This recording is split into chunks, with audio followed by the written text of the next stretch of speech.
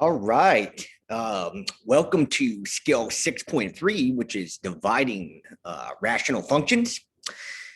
Did you know that dividing is just another form of multiplication? So basically, skill 6.3 is skill 6.2. What you're basically doing, though, is you're rewriting the division problem as a multiplication problem. So you want to make sure that you are flipping the denominator of the second fraction to create a multiplication problem. And I'm just going to show you clear and transparently here a completed problem. So this is a skill 6.3 problem. And then this problem is a skill 6.2 problem. And literally, it is the same exact process after you have rewritten it as a multiplication problem. But let's look at some examples just to be safe. All right, so the first type of exercises I'm going to give you are ones that don't have crazy factoring, just to make sure that you kind of got the theory okay.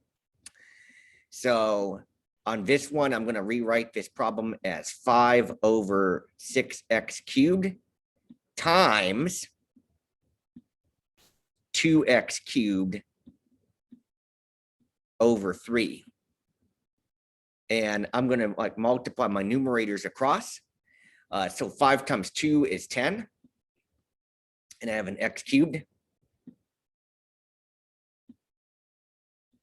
And then on the bottom, I have 6 times 2, which is 12. Or 6 times 3, which is 18, I should say. And that's an x cubed as well. And the x cubes cancel. And the fraction simplifies. So they like a simplified fractional form whenever you can. That is equal to 5/9. So you might be wondering what happens if we do not have a single denominator. We can make one. So I can always make, for a number like 3 over 1. And then this is a times 1 that I mixed in. But if it's a divide, you'll just flip it around. And then this one, you do want to remember to distribute. This is going to be 3 times 3x plus 7. And they want no parentheses.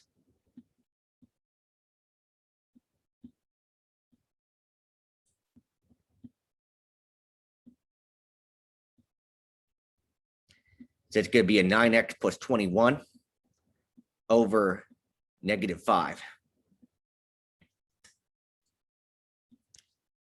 All right, let's look at another example. Sometimes we have something that's called a complex fraction. Fraction comes from the root word of same root word as fracture. So if you fracture your arm, it's all broken, kind of divided, chunk your arm. So if we make a fraction, it really is kind of like division.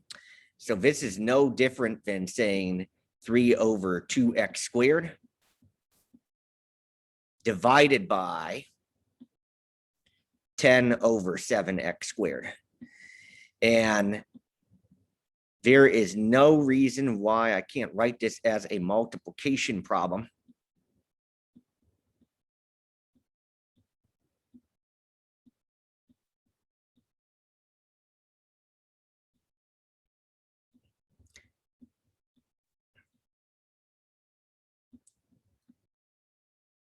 And then I'm just going to multiply across. So I got 21x squared over 20x squared.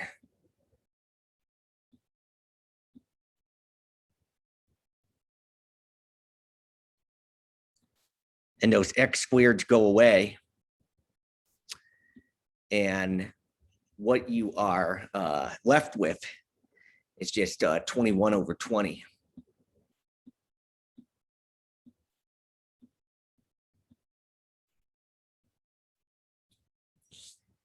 All right, and then the final types of problems that I'm going to give you are the ones that do include some factoring in there. It's not all bad, though. Some of them are actually completely factored, but I'm just going to change this problem into a multiplication problem. So it's going to be 3 over x squared minus 4. And then I'm times, and I'm going to flip the fraction. So it's going to be x squared minus 7x plus 10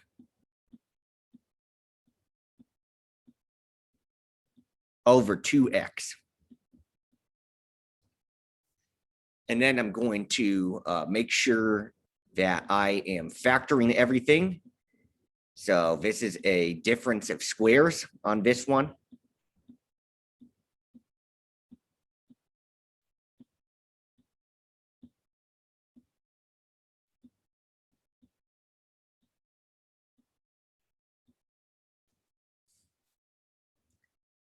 So the square root of 4 is 2. So it's a x plus 2 times x minus 2.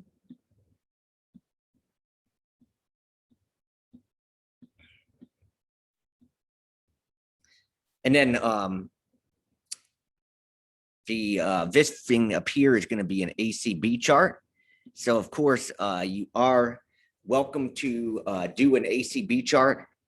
But I think a quicker way is to kind of look at the factors. So if I have an x squared, I have an x times x. And the way that you get 10 is either 10 and 1 or 7 or 5 and 2. 5 and 2 is going to get you the 7. And we want the minus version. And then the 2x is kind of all simplified in its own. So I'm just going to kind of write a note here. If you are unsure of how I got x minus 5 times x minus 2, make sure you do the ACB chart.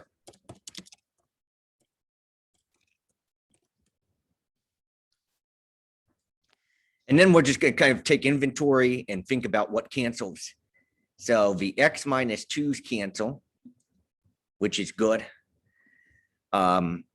I have an x cubed times x minus 5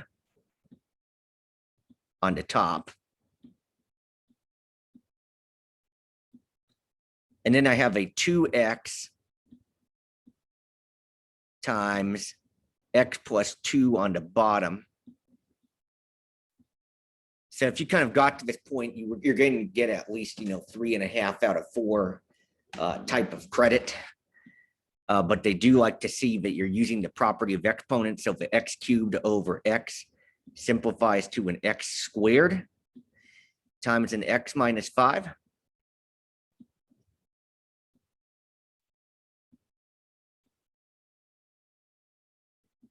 And you'll just have 2 times x minus 2. And there's nothing more that we can cancel.